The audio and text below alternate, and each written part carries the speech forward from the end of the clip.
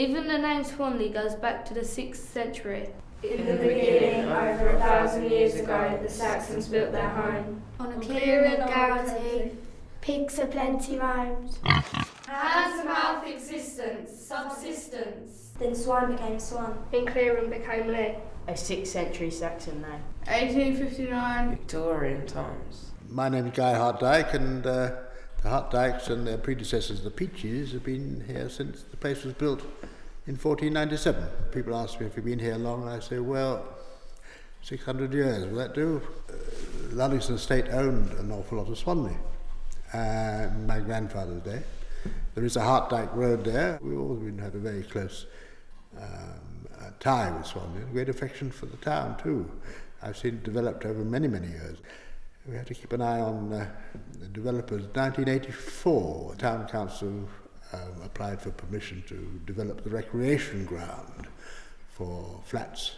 That land was donated by my grandfather to the residents of Swanley for their personal enjoyment. They had a referendum in Swanley in 1984, and the local people turned down the application, and that is why you are now enjoying the recreation ground. 1, 2, 3. I made a mistake some years ago. The front door bell went and the chap said, would you please sign for this, sir? I said, what's this? And I looked up at 12 barrels of bitter and about 24 crates of... I said, are you sure you've got the right Luddingston Castle? He said, no, it's the pub. No, you've got to go to Swanley. I think that's one of my first mistakes. I should have signed, of course, for it. Yes. A drink for a year.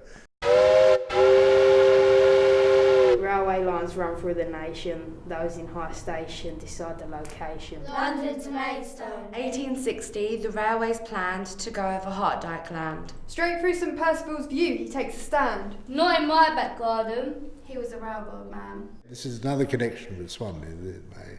My great uncle being on the board of the railway line that brought prosperity to Swanley and, of course, the towns beyond. And they gave my grandfather the option of the two lines, which would he prefer, because they both would go through the Luddingston estate. And one of them was far to the east, which would be very cheap to install, and one was much nearer to Luddingston, through a culvert, a huge cutting. And that was very expensive, and that's the option my grandfather chose. Because it was less imposing upon the landscape, because you don't see the train once it enters that almost a tunnel. 1962. Trains come through. A new destination. A new station. A new town's creation. All that area development, that building estate by the Swanley station, all used to be greenhouses and providing produce for Covent Garden.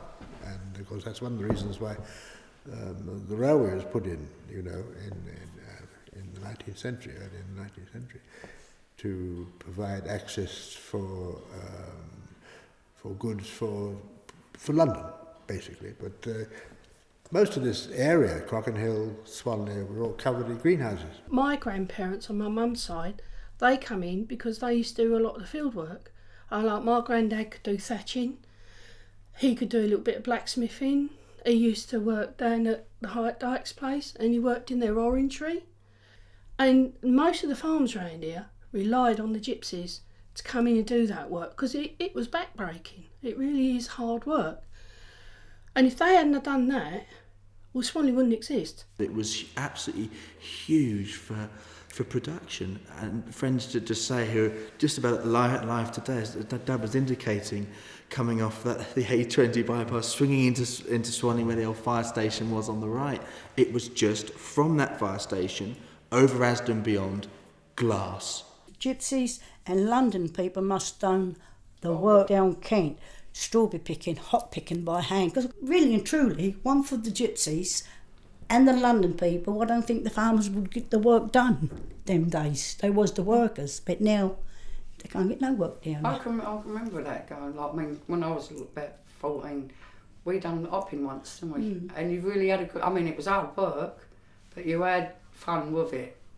Like, you really did have fun. You enjoyed it as well, but though you was tired at the end of the day, but you had fun mixing in with other travellers, Londoners, and then over night time, used to make a fire.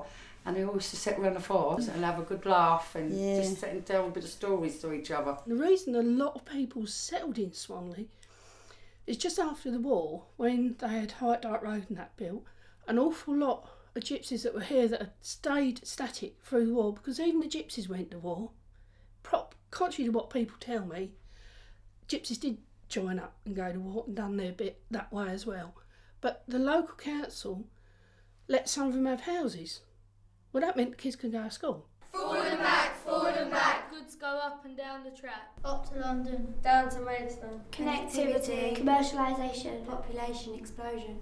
Stop! Passenger alighted at the wrong station. This isn't Sevenoaks, madam. This is Sevenoaks Junction. Too confusing. So with good reason they changed the name to Swanley Junction. Forward and back, forward and back. Swanley Junction's right on track. Nurseries like Cannels, Oggs and Lads. Home of flowers. We have powers. Garden of Eden. Exotic fruits for every season. Just anything to do with plants has always interested me, and to go abroad to see plants in the wild as a modern day plant hunter, to go to Southeast Asia, Australia, and to go to parts of Central and South America, and seeing plants in the wild, to bring them back here to the World Garden that's now being established at Luddingstone. And it was all through my time in captivity care of some Colombian guerrillas, an overextended B&B stay for 3/4 of a year, to put it mildly for the film here today, that my garden was created, really. The Luddingstone Garden was created, and it was just due to a guy who just told me I've got 5 hours to live on June the 16th with a big gun to my head.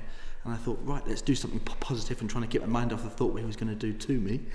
Let's create the garden at Luddingstone. And inadvertently, really, it wasn't part of the original plan, but it certainly is now, isn't it, Dad? To keep the place going, and it's an extra thing to keep Luddingstone afloat, if you like, financially, but also in every other sense as well. It's been an amazing journey, and in a roundabout way, it's all come together really nicely.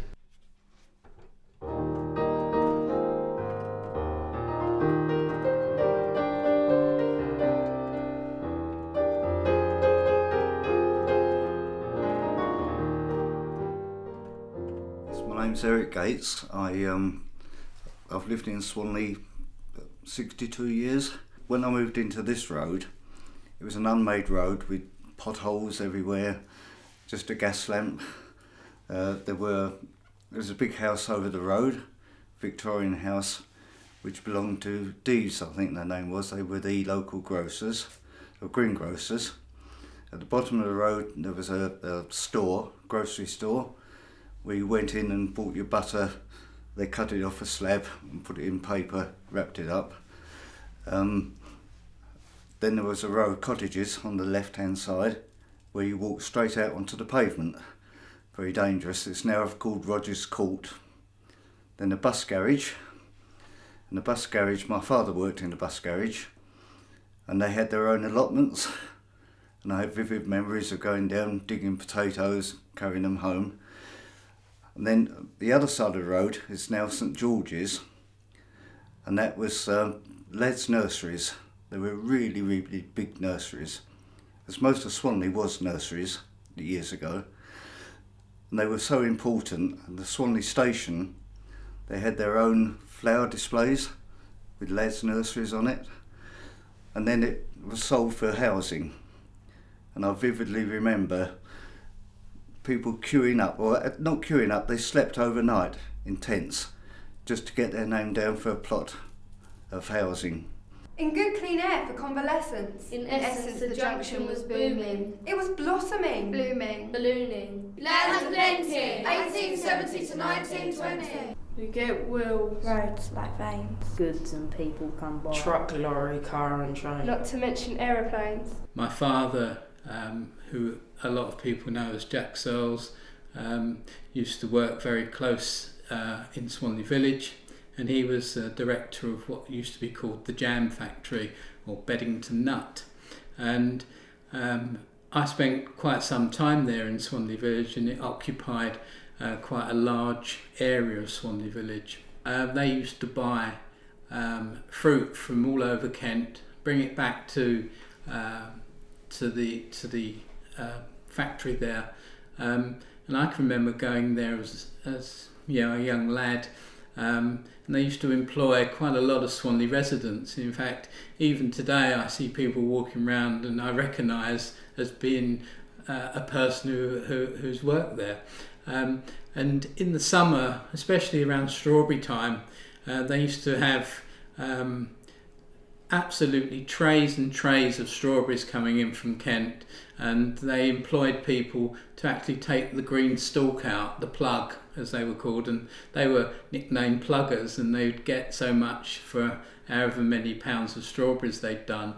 And that strawberry was then turned into a conserve that was later used in yogurts and that sort of thing. This was when I was mayor back in '94, along with my dad and my son.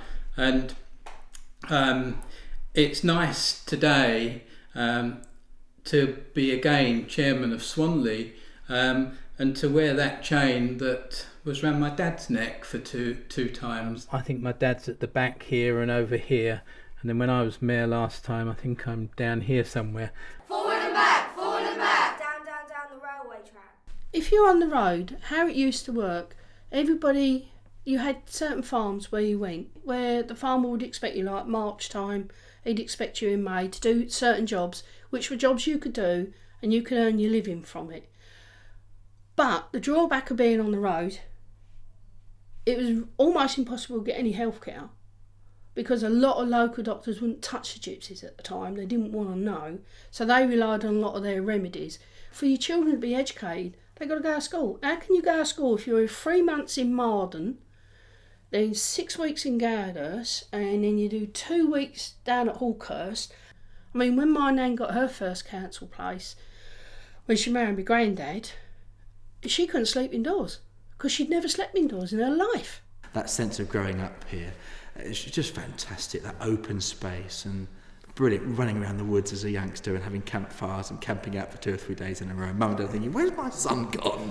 You know, it's just fantastic place. As I said at the beginning, I'm very lucky to be able to grow up. It's a privilege, really. This was took about 19 years ago. That's of my mum, me, and my mum's baby sister. This one here is my nan, and she's got a sling of my mum. The one near us in the pushchair, well, pram you would say, is my mum's brother George. On the other side is my nan's first cousin Minty. That's my nan's dad. What's in that one there? That one is my nan on my mum's side. That's my granddad. One of my big memories is Swanley Workingmen's Club, and every Sunday I went there with my father, and I was only 4 then, and the club was the centre of Swanley, and there used to be a library. They even had their own bath in there, because years ago they only had the tin baths at home in front of a fire.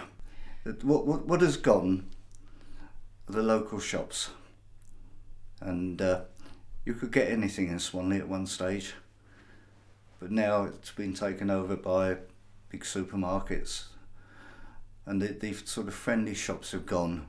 It's rare, really is rare, and I think that's sad. When I was small, the motorway didn't run at the back of Cherry Avenue, like the Swanley bypass.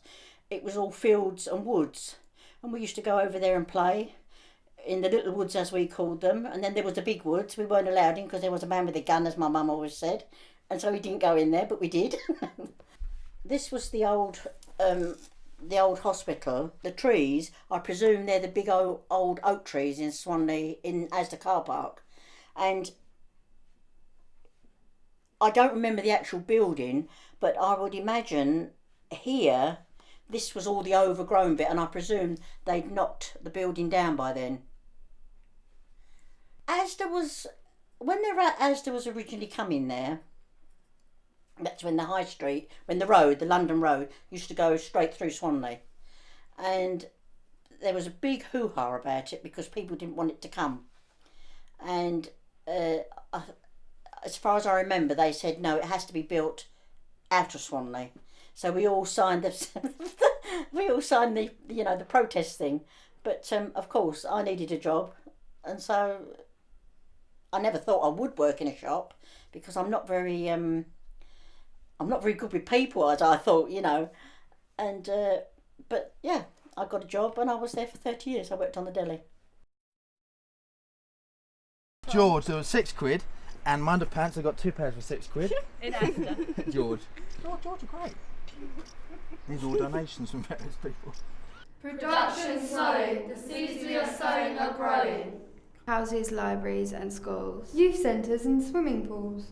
Amenities. Less trees. Less creation. More immigration. Plus a rise in population. But what about Swanley's reputation? www.co.uk/Swanley/Kent. Chavs is a stereotype of certain people in the United Kingdom. Chavs are said to be aggressive and arrogant teenagers and young adults of underclass background who repeatedly engage in antisocial behaviour such as street drinking, drug abuse, rowdiness. I want Swanley to be a place of which we are proud. It's made out of people. It has a history. A place where we can hang out. Without fear of being judged. Or being stereotyped. A place where everyone feels like they belong. Traveller. Romany. Black and white. Smiths, Kings and Hartdykes. People use the word chav to describe someone's style. But chav is a gypsy word for child. All of us are individuals with our own lives. All of us building our society together. Swanley's not just a fast train to London. Taking commuters to work in rainy weather. Swanley sings like Tom Jones in jogging bottoms and a balaclava. Swanley is a volcano with molten lava streams. Swanley's where we build our dreams. Swanley's like a comfy sofa. And though Swanley can sometimes be cold and lonely, old and mouldy like a polyester rag, synthetic like an Asda plastic bag. If Swanley was part of a house, it would be a front door. It may not do a lot, but it's really important. If Swanley had a job, it would be the Prime Minister. A porter or an electrician. Swanley is made of children of vision. She's alone in the library. She's the only one there. Excited and scared, her personal statement prepared. Remembering she doesn't fit in with the others around her. Because she cares. Cares about the future. How can Swanley become a better community? Less grey. Less angry. Less cold. Less bitter. I would like to see that, regardless of what your ethnic group is, you can stand up in Swanley and say, I know, I'm a gypsy, I'm a Czech, I'm from Nigeria, and not get no backlash. I think people should be more tolerant. I know what it's like because my mum's German, my husband's German. So we've been through a lot of what I would call racist abuse. Travellers and migrants, gypsies and kings. Though we're all from different places, we'll all accomplish things. These are our stories, our past, our heritage.